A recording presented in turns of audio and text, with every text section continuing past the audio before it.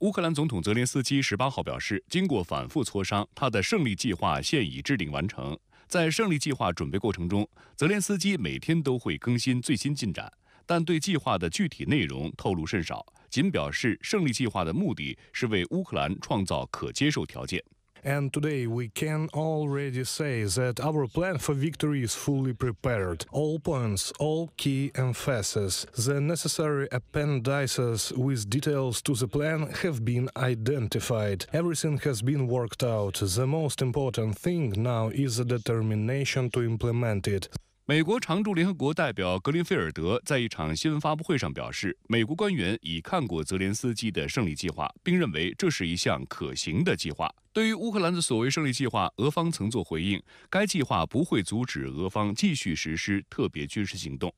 泽连斯基将在本月赴纽约参加联合国大会期间，向美国总统拜登呈现胜利计划，并寻求支持。乌克兰当局此前也计划在此期间安排泽连斯基与拉美国家领导人在纽约举行会晤，不过目前只有极少数拉美领导人愿意出席与会。由于担心出席率过低会导致泽连斯基看起来缺乏支持，会晤将进而演变成一场公关灾难。基辅方面最终决定取消这项计划，考虑在2025年再举行类似会议。此外，近期在乌军对俄罗斯境内发动攻势的背景下，西方国家是否会放宽对乌军使用其所提供武器的限制，引发关注。当地时间19号，欧洲议会通过一项决议，要求欧盟国家取消对乌克兰使用西方武器系统打击俄罗斯军事目标的限制。该决议指出，若不解除乌克兰使用西方武器系统的限制，乌克兰就无法充分行使自卫权，该国人民和基础设施将面临遭受袭击的危险。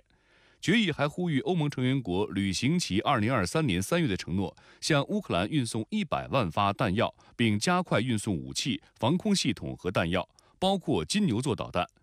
俄罗斯国家杜马议会下院主席沃洛金19号表示，如果西方国家允许乌军使用其提供的武器打击俄境内目标，俄方将会使用更强大的武器严厉回应。乌克兰取消泽连斯基和拉美领导人举行会议的计划，表面上是因为出席的人数太少，那实际原因有这么几个。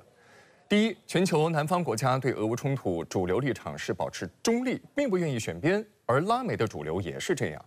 那第二，美国对原本视为后院的拉美的控制力是大不如前了。那任期只剩几个月的拜登政府也是不愿意花太多力气去帮助乌克兰做说服工作。